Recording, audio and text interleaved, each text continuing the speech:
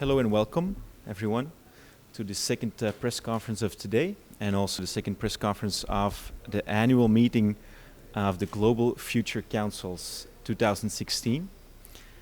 We'll be talking today about young people, about millennials, and we have two of those with us today. We have Naadiya Moosajee. She's from South Africa, joining us from Cape Town. Yes. And then we also welcome Ali Khan, who is a native, I think, of Washington, D.C., and who moved to Dubai, to the UAE, a few years ago. And what we'll be talking about with them is about the preferences of young people when it comes to work and employment, mostly, and also a little bit about seeking purpose. We will be doing this based on a survey, a global survey that we did among more than 20,000 people, I believe, young people around the world talking about their preferences. And Ali and Naadiya are two of the people that filled out the survey, and they will be talking about their personal perspectives, but also commenting a bit about the global results that we've found. Okay. And the first, most interesting finding, I would argue, from the UAE, or about the UAE globally, is that the UAE comes out as one of the top emerging market destinations for young people seeking to advance their career. And I'm going to ask you why that could be. And I'll start with Ali. Ali, you actually are one of those people who acted on that preference. You came from the US to the UAE. Why do you think so many people across the world see the UAE as an attractive destination to build their career? Sure. And yes, I moved to Dubai 2 years ago. And the opportunities that I saw here was just massive rates of growth and transformation across the region, specifically within the UAE, where you have cities like Abu Dhabi and Dubai really growing and turning into these global cities of the future. And to me, that was something that really attracted me, one, to the region, having never spent much time living here, but only coming as a tourist. And just seeing this high energy and this constant strive for growth was something that really attracted me to the region, and it was something that I wanted to join and become part of. And as Peter had mentioned, I moved here from Washington, D.C. So coming over to a new region, with plenty of diversity and 365 days of sunshine also helps. It certainly does. I think we're all happy to be here. Naadiya, you come from South Africa, are still based there, but you were telling us before we start the press conference that you understood why not just the UAE, but a few emerging markets more in general are seen as attractive destinations. For example, China also came pretty high up in the rankings, and a few other emerging markets. Why do you think that young people see emerging markets as an attractive destination to build their career? I think there's a number of factors, and for me, I think, and the reason why I stay in an emerging market is because it's way more exciting.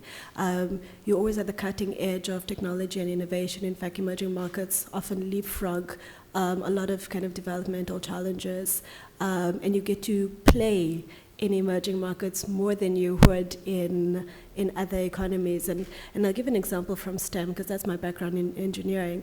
When you work in developing economies, you actually get to build infrastructure. You get to be at the cutting edge of being able to design new cities of the future.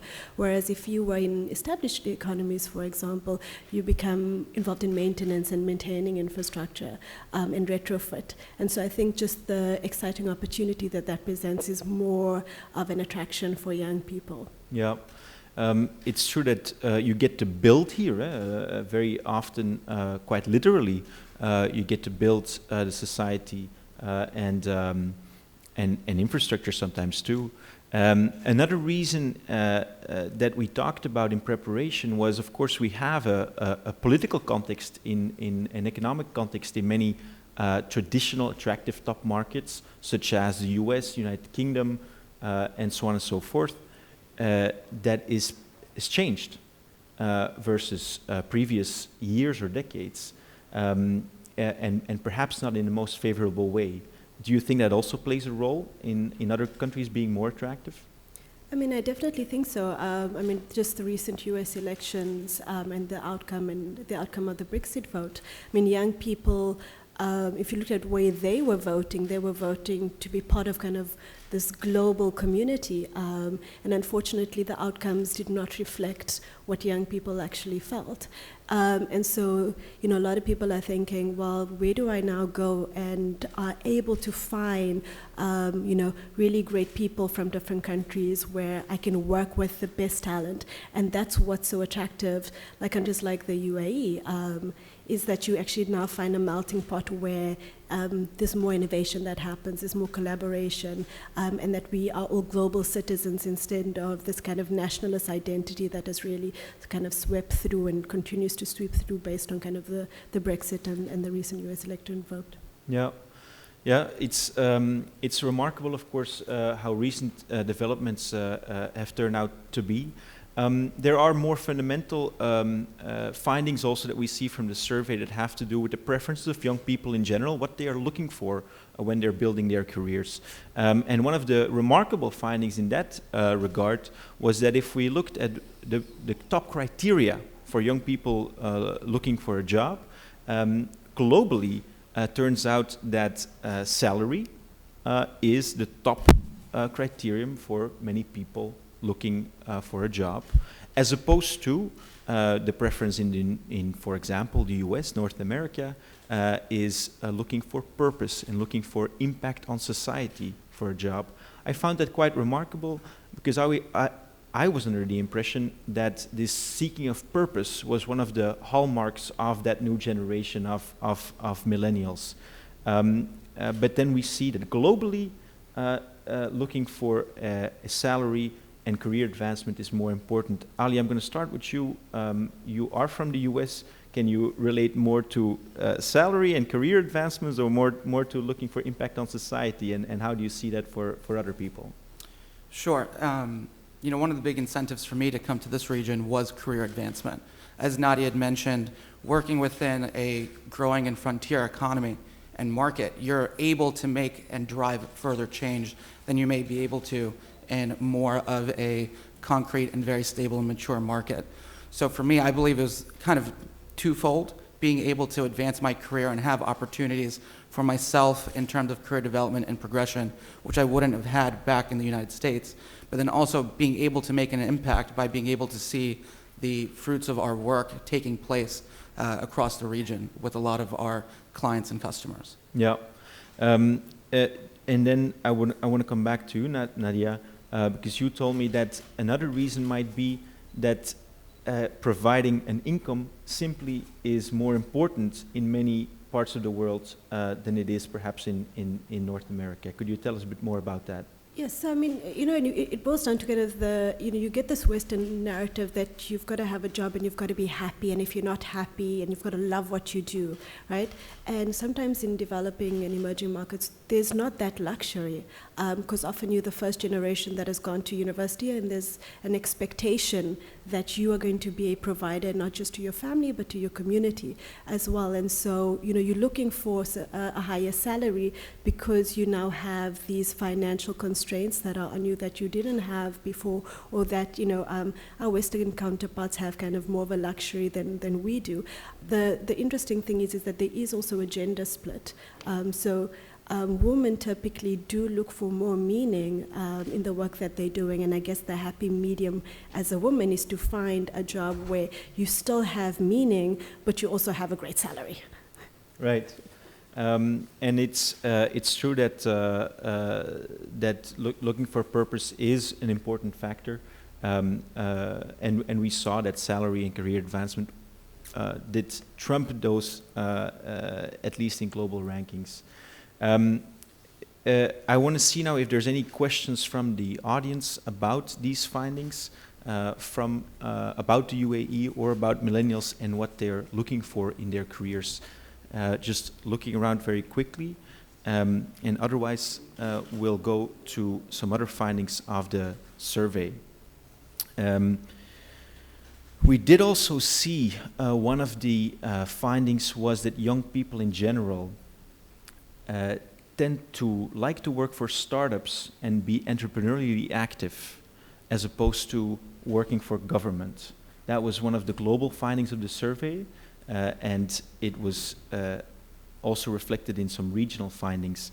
Ali, you told us that you had an idea, perhaps, why you see a preference for entrepreneurship and startups globally, and why that may be different in a specific market like the UAE, at least a reason for it. Yes, I believe a major initiative going towards entrepreneurship is just by being in the UAE and looking across the GCC in the Middle East. A lot of the major corporates tend to be family businesses that were started either by, by the older generations. And by being able to see, such quality corporates having been started by either family members or people within their community, they're able to see just what that dream scenario would look like. Having corporates here that are operating, beyond their own country's borders, but also globally, and becoming global players, whether that's in travel, tourism, hospitality, financial services. It's a great local role model for a lot of the youth here.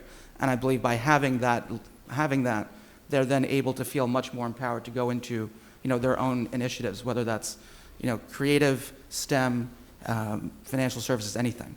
Yeah, and that's indeed true for the UAE. Now, what we saw in the survey is that in sub-Saharan Africa, which is the region that we identified, where South Africa is then part of, that the results were similar to the MENA region or the UAE, in that also more people liked private sector jobs, entrepreneurial jobs, startup jobs, as opposed to government jobs. Does that resonate with you, Naadiya? Yes, and I think one of the biggest factors and reasons I know from my country's perspective as well is just the issue of corruption and nepotism. We are grappling with some serious corruption issues, and it's a global phenomenon, because let's be honest, it's not just, I think as developing nations are a little bit more honest about the levels of corruption and nepotism in our particular countries, and we are a bit more vocal, than most people. But I think that for a lot of young people, is a barrier to entry to get into government. And so we see really the private sector as an ability to be able to give us higher salaries, an approach in which, and startups especially, in where we're able to kind of control our own destiny a little bit. And also just because huge amount of opportunity to be able to kind of start something new in developing economies, to provide goods and services, just because we don't have them. Right. And so that's a more exciting space to operate in. So we see that perhaps public service jobs are not seen as very attractive for the specific reasons that you mentioned. Should it be different, or is it okay like that? Is it okay that people are more interested in working for startups than the public sector? I mean, personally, I feel like we need a lot more young people to actually go into the public sector, and we need to start dealing with the issues of corruption. I think the average age of African presidents is much higher than the global average. And we need more young people to be able to actually build up good public services, good public institutions, to be able to actually do service delivery on the ground, so that we can actually get services to the masses, ensure that we have kind of very strong infrastructure development to be able to grow our economies. And I see that for me is really key. And so by being able to tackle corruption and being able to create opportunity for young people in that sector, it's also a big employer. And so when we're looking at issues of kind of joblessness and youth unemployment, this is a potential avenue, but we need to really start to fight that kind of intrinsic corruption that's in our public sectors. Yeah. And of course, you speak mostly from the experience that you have in your own country. Ali, you had some specific ideas about the UAE and you've noticed how the UAE is trying to make public sector jobs more attractive, but at the same time is pushing entrepreneurship and startups. Could you tell us a bit more about those two efforts and the attractiveness of the one versus the other in the UAE specifically? Sure. And here within the UAE, public sector jobs are looked upon quite favorably. From our MENA results of the survey, there's issues from our MENA respondents where they may be looking upon their government unfavorably, and that tends to be just a split narrative within the region itself. But here within the UAE, public sector jobs are looked upon quite favorably by citizens, by the youth, and then also by the youth. At the same time, there is a growing entrepreneurial and startup community within the country, and the government and the country recognizes this, and there have been a number of initiatives and a number of organizations that are created to help kind of foster that culture and promote it further. So I think we're fortunate to be able to have great opportunities for UAE nationals and residents where they're able to join two great areas of business within the country. Yeah. Okay, very well. And I think we can go to a question now. Please go ahead. And could you tell us also who you are and who you work for? And then we'll have a microphone for the listeners and the viewers at home. Hello, thank you very much. Wael Lababiti from Albania newspaper. My question is it that the youth in the UAE prefer working for the startups or for the public sector? If you could be more specific. And if you say that they prefer to work in the startups, I'm seeing that the public sector gives you a better chance to get a better salary. So I don't know if the results are a bit inconsistent. What do you think? Thank you. I'll let you answer, Ali. And just to point out, this one result showed that as a region, the MENA, the Middle East and Northern Africa, that respondents there saw public sector jobs as not being attractive. And those results were very similar in Sub-Saharan Africa and MENA as a big region. And I think what Ali indicated is that if you look not at the region, but if you look at the country level, in the UAE, that the feeling is different from the region. So that in the UAE, traditionally, the public sector jobs are more attractive compared to the wider region. And Ali, I'll let you comment from there. Sure. Yeah, and I believe, looking towards the UAE youth workforce, that's probably coming down to a matter of the individual. Public sector jobs are a great opportunity for recent graduates to be able to, develop their career and develop their professional development across a wide range of skills that they'll be needing for their entire career, whether they remain in public sector, if they go to the private sector, or they become an entrepreneur. Within entrepreneurship, obviously there's a lot of fast growing and a lot of learning on the fly. And granted, that might be a bit more of a risk-reward proportion. I think while our data within the survey doesn't break down individuals looking to pursue public sector positions compared to entrepreneurial positions, I believe it just kind of comes down to a matter of the individual and what are they looking for and what would be important to them within that juncture. I think from a few of my friends within the community, some have started within public sector and they've been able to build a very robust skill set and tradecraft, and then been able to then identify opportunities within either their country or the region to then explore entrepreneurial efforts. Yeah. What does the fact that the youth in North America prefer purpose over salary as compared to the youth in the UAE? What does this tell you about the youth and their expectations and their hopes and their differences? How are the youth in the UAE different from other parts of the world? Thank you. So, and I'll let again Ali respond, and Nadia, if you want to say something as well. But just about the data. So the data are really remarkable in this sense that if you look at the top 3 preferences that youth have around the world when it comes to their job, that in every region of the world, more than half of respondents said that salary was one of those top 3 preferences, and the one exception was the US, is North America. So North America was the only region in the world where less than half of respondents said that salary was a top 3 preference. So if you look North America really stands out there. If you look at MENA, that percentage was slightly higher than 50, was 52%. 52% saw salary as a top 3 criteria for jobs.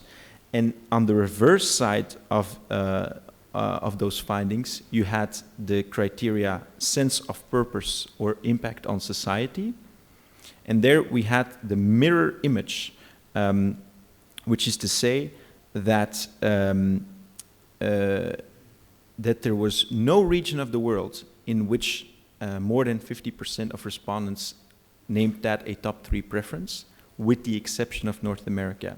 So here we had 52% of respondents from North America saying sense of purpose, impact on society is a top preference for us.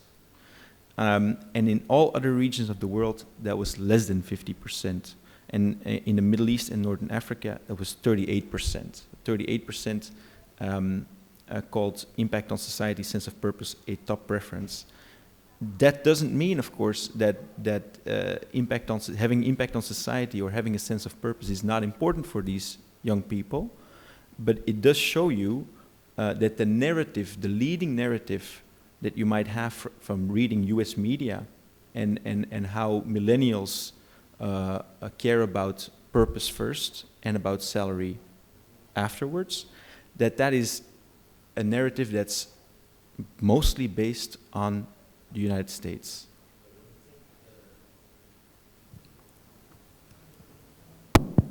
When you think of the plans for sustainability in the UAE and for the future in the UAE, and the UAE is in a better position to think about the future than perhaps other countries in the world, don't you think that having a sense of purpose is more important than the salary? And if you think so, how could the government, in your opinion, change the perception of the youth to, make them more interesting in having a sense of purpose? Thank you. Yeah. I want to give you now the opportunity, both of you, to comment. Again, this is not to say that sense of purpose is not important at all. It's just to show that the data, the relative data, tell us that, yeah, okay. Go ahead. I believe, initially, for bringing such a qualified and talented workforce to the UAE, and not just of local citizens, was having the opportunities for career advancement and offering attractive compensation packages was something to bring a talented workforce globally to the region and to the country itself. That's right. And outside of just economic reasons, there's a number of motivating factors to want to come to the UAE and the region itself. Looking forward as to where that balance between economic incentives and social impact, or these types of desires, I think will, similarly to North America, in a matter of time, most likely plateau, where then social impact will kind of take that leading position amongst the youth. Yeah, and Naadiya, you said something earlier about the fact that as being part of a community, an important responsibility is to provide an income. That's just a necessity. Can you tell us a bit more about that and how and what that tells us about these preferences, impact versus salary? Sure. So, it boils down to how our communities are structured. So in the US, for example, it's a very singular society. They've lived the American dream that every single person can do whatever they want to. Whereas in developing economies, we don't have that. We have, in Africa, we call it the spirit of Ubuntu, which means togetherness and community. And so often it's a communal decision to send whichever child to university or schooling because of, the financial implications, because schooling and education is still very much very expensive and a luxury. And so a lot of the times they're sending students to the best school, and so they kind of choose the one that's going to make the most impact. And so when that child was kind of, and we often see that the first generation of students to actually, or or young people who have gone to university, there's now this added pressure of being able to find a really good job so that you can start paying back to the community, so that you can also start to make sure that your siblings and the rest of the community also have and get an education as well. So there's a lot of pressure on that kind of first school leaver. But what is interesting is the gender split on this particular issue, because women typically go for social impact above salary, and so you're starting to see that already, and I think it's probably part of an innate nature to kind of wanting to do good for community and for society.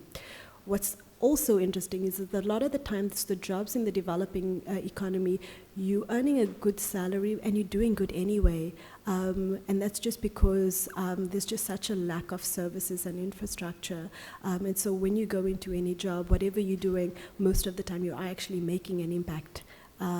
So for example, if you were going into engineering, you're providing infrastructure for water services, public transport, you're earning a good salary doing it, and you're providing whole services to community.